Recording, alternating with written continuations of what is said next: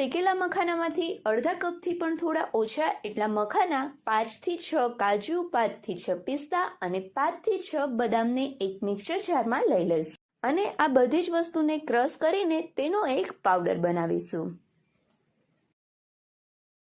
હવે એક બાઉલમાં આ રીતે થોડું કેસર લઈ તેમાં થોડું ઠંડુ દૂધ ઉમેરીશું અને કેસરને પલાળીને સાઈડમાં રાખી દઈશું। હવે ખીર બનાવવા માટે 1 લીટર દૂધ લઈ દૂધને ગરમ મૂકીશું।